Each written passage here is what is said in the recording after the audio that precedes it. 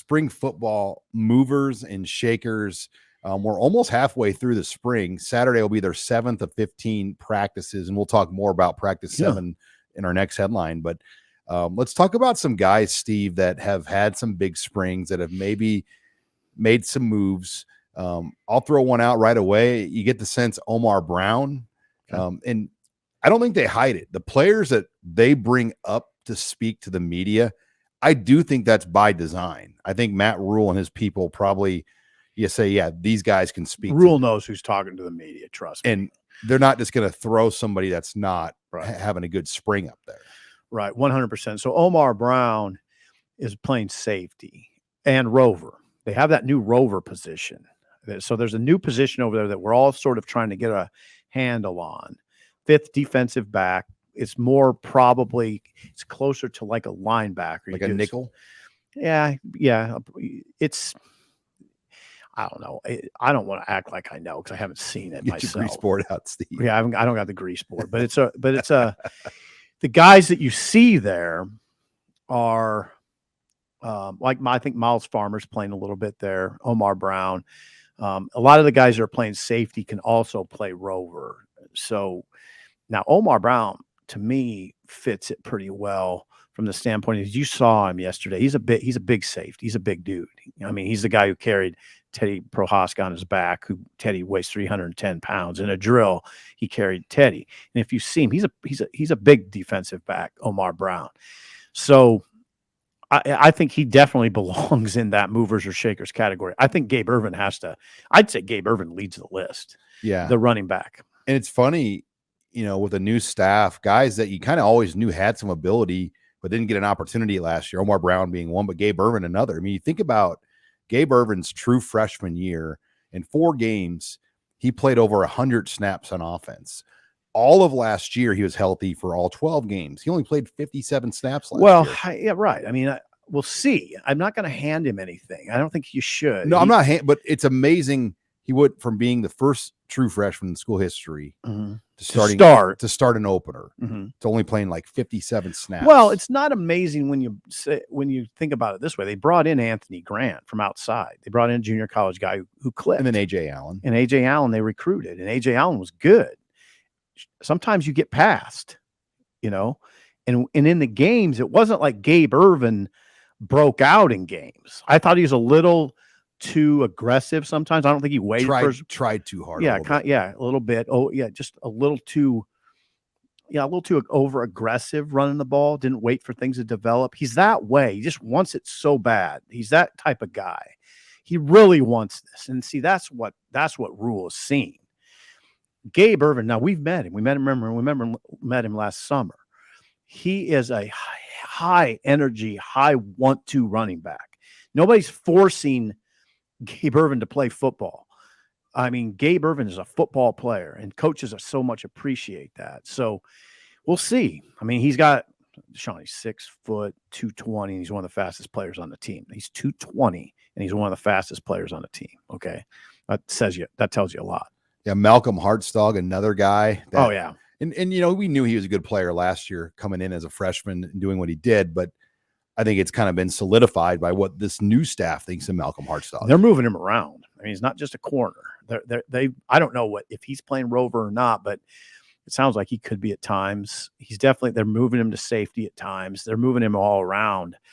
So that'll be, we've talked about that. We don't need to jump into that too far because we've talked about it, but where will he land? Well, he's going to land in the starting lineup. All right. When Nebraska goes to Minnesota, Malcolm Hartstog will be among the 11 defenders on the field. It's just a question of where. What about MJ Sherman? I mean, his interview, and fascinating interview. I was able to talk to MJ at our recruiting event at St. Michael's, and that night, the crowd that night was moved by MJ, his story, and just the way he presents himself, and he's very wise and mature. He made not the joke, but he's like, I've got a lot of friends that are millionaires now. He again hungry. I'm sure a lot of his appeal is his level of hunger, his appeal to the coaching staff. He wants, he makes no bones about it. He wants to acquire generational wealth, and not necessarily with football, but I think obviously his preference is to do it by being an NFL player. Now, he wants to be a great football player, and he's 6'3", 250. Okay, and he can move. Now, again, that's very appealing, right? And he's smart. You can tell he's a smart football guy. The picture's really good. In fact, those guys they brought in, unfortunately, I will say they look a little out of place because they look so good. They look like Chief kind Borders. of that. Yeah, Chief Borders is like this. It's like I hate to say it, but they look like SEC players that took a wrong turn to Lincoln. Like the racetrack analogy, they look like a thoroughbred that just shows up to the Columbus racetrack. A little bit, yeah. I mean, not that Nebraska. See, that's the thing. You got to be careful with that because Nebraska has its share of good-looking athletes, but those guys are high end. No, and every coach in the Big Ten West the last few years would say Nebraska getting off the bus was as impressive looking as a team in the West. That's why I don't want to go too far with that. But man, Borders and Sherman are impressive. Now, where will Sherman play? Where will Borders play? What we're starting to learn about this defense is it's hard to predict. Movable parts. Yeah, they move guys now. There's Hand guys down, moving around in space. Yeah, he might rush up the middle. MJ Sherman, I'm talking about now. He might rush up the middle. They might put him on the edge. It's when people say, "Well, what position?" I don't know. I mean, it's hard to say. Yeah, and I've seen Tony White present kind of some concepts on a scheme, and he said that they'll try to find matchups and weak spots. Yeah, and then they're gonna move guys around in games to exploit, to attack the weak spots. Yeah. And the 3-3-5 is, what did he say? MJ or whoever said this. Yeah, this really the philosophy of the scheme is attack the football. Yeah, and that's not necessarily Novel. Groundbreaking. No, but it's see ball, get ball. It's that type of defense. Maybe what you'd say is, well, we can say this: where Chenander's defense went wrong, and this is not me and you just dreaming this up. You talk to people, I talk to people. Where Eric's defense went awry is he was asking them to do too much. He was. I do a radio show with the guy who succeeded him. The kids were thinking, and you saw it. You could see it during the games. If you look back at the North Dakota game, look at how many times. First half. Yeah, look at how many times the guys just look confused. Right. Well, they gave up those 60-yard, 50-yard runs in the first half to North Dakota. Look at how many times feet weren't set at the snap. What Bush did right away was say, we're going to have our feet set at the snap and our eyes in the right spot. Okay, we're not going to try to do too much. Eric, and again, this is not just pulling this out of nowhere. I sat with Eric before the spring, and one of the things he said was, we can be complicated because our coaching staff on this side has been together, and we have veteran players, so we can be complicated. I think he got too complicated.